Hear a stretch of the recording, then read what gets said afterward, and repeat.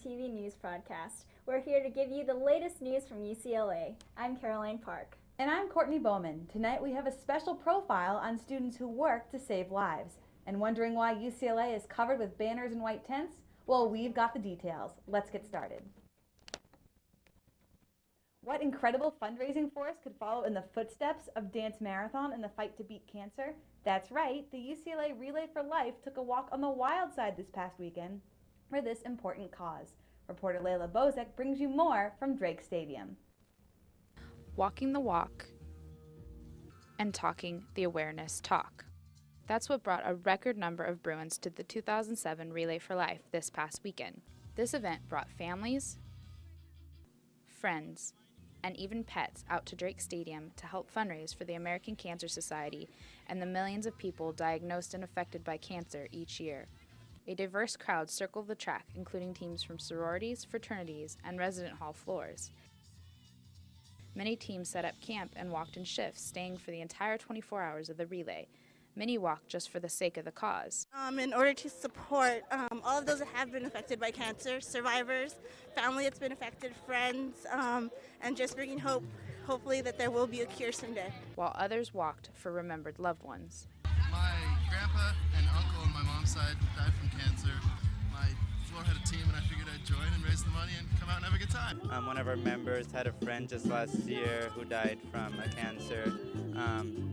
And we're just out here to support the cause and have fun while doing so. After a year of working with Colleges Against Cancer and other organizations, the UCLA Relay for Life Committee was proud to announce that they raised just over $123,000 for the cause, almost $67,000 more than last year.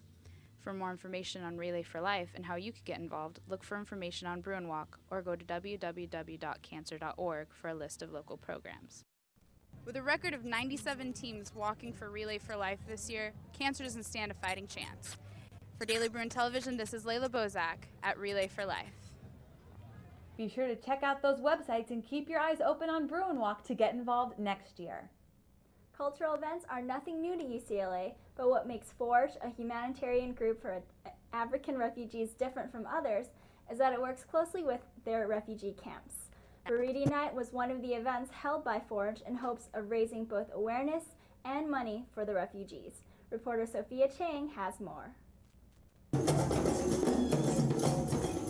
Music, dance, and food filled the room at UCLA's Bradley International Hall as students got a glimpse of African culture. Contemporary singers, West African drummers, Ghanaian musicians, and African dance troopers were among many of the performances that took place. Also included in the event was a silent auction, an arts and crafts booth, and a multimedia exhibit. Forge, a humanitarian group for refugees in Africa, was the host of Burrito Night. The idea behind Burrito Night, burrito is the Swahili word for cold, and people are coming together to spend a night without a blanket, sort of in solidarity with refugees who live without basic necessities every day. Refugees face harsh conditions, including hunger, inadequate health care, poor access to education, and violations of economic and social rights. Forge recognizes the dire need to address these issues and holds various fundraising activities such as this to do so. With over 3 million refugees in Africa today, grassroots campaign organizations such as Forge hope to educate and to encourage others to help out with refugees. For more information on how you can help, visit www.forgenow.org. Reporting for Daily Bruin TV, I'm Sophia Chang. Be sure to check out www.forgenow.org to find out how you can get involved. On display at the Broad Center is a collection of innovative art by UCLA graduate students. The collection includes photography, multimedia displays, paintings, and silkscreen prints. The artwork is the culmination of the students' time in the MFA program, much like a final thesis project. This exhibit is the second of 4 exhibits this spring showcasing graduate students' work. Check out the exhibit, open weekdays until May 3rd. On Tuesday, jeans displayed in front of Kirchhoff Hall paid tribute to a nationwide awareness campaign about rape and sexual assault. The appropriately titled Denim Day originated in response to an Italian court ruling that stated, quote, because the victim wore very, very tight jeans, she had to help him remove them, and by removing the jeans, it was no longer rape but consensual sex, end quote. Writing messages on jeans and wearing them on campus, UCLA Clothesline Project hoped to raise awareness about sexual assault across the country. Bruin celebrated a special birthday just a few days ago.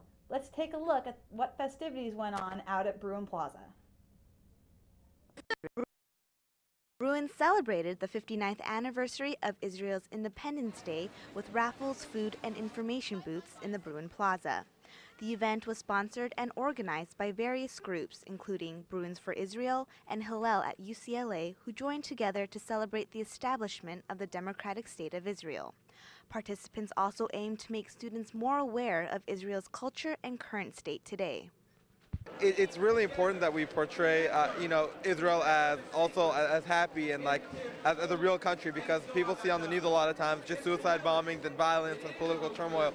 But it's more about that, and we have to celebrate it, when we get the chance. It's the 59th anniversary of the establishment of the state. However, the event was not a day of celebration for everybody. Pro-Palestinian and anti-Israel protesters were also at the event. We're just trying to get the Palestinian people recognition. It's fine to celebrate another country's independence. However, they are not stating what happened in 1948 when Israel was established as a state.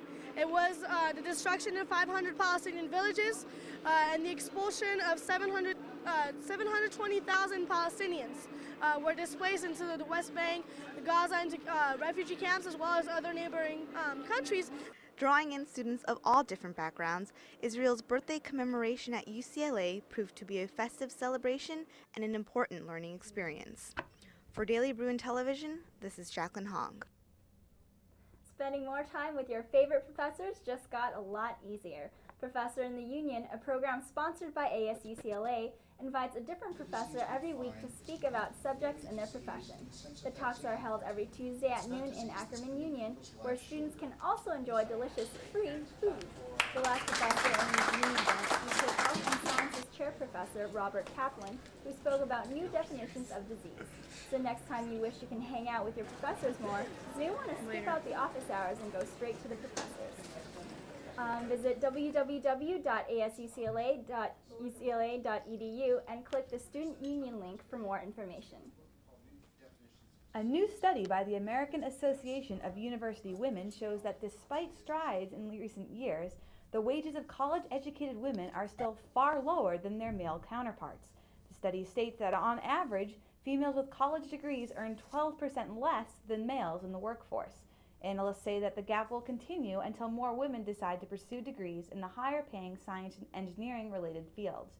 As majors such as mathematics and engineering have much smaller percentages of females than males on average across the country. This trend is also evident at UCLA, with females only comprising 19% of undergraduate engineering students.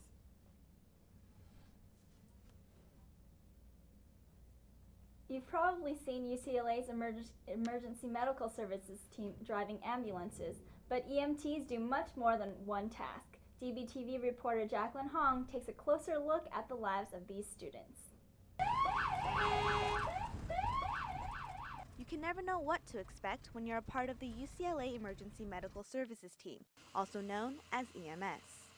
The EMS team is made up of 20 EMTs who are emergency medical technicians that attend UCLA.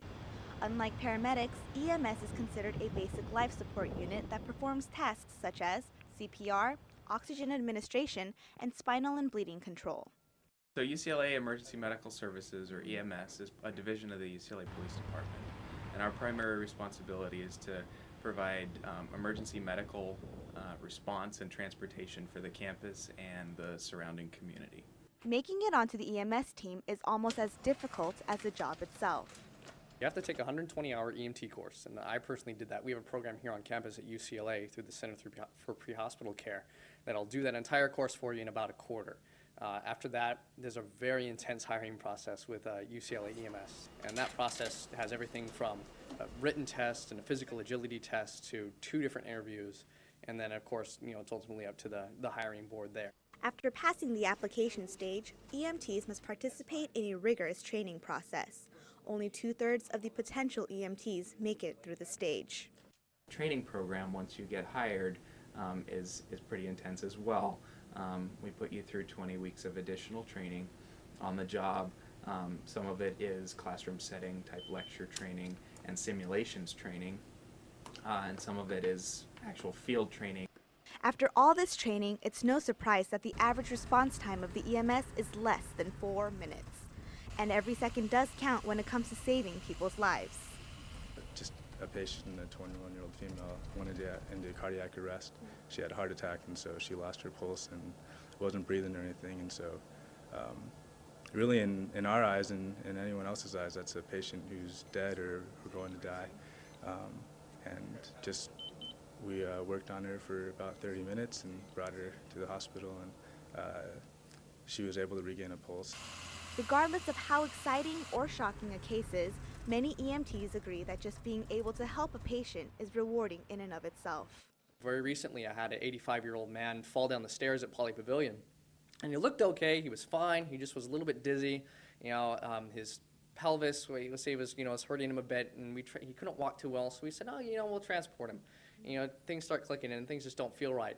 Well, I found out recently from from one of the doctors that works at the ER that he ended up having a major bleed in his head that required brain surgery, and then he eventually was able to walk out. And being part of that situation to where there are those subtleties and learning to look for those subtleties, that's very rewarding to know that if he had gone home, or if people hadn't flat X'd down, or we weren't there, he could have gone home and he would have died. Juggling school and EMS may be demanding, but the passion many EMTs have for their work is what helps them to handle the workload and the unpredictability of the job. If there's one thing this job teaches you, it's that nothing is certain. You have no idea what's going to happen 2 seconds from now, 20 minutes from now. So it's a lot of time management, it's a lot of looking ahead, and it's just a lot of really love for your job. I mean, you have to love this to be able to do it, and there's no other way that you can.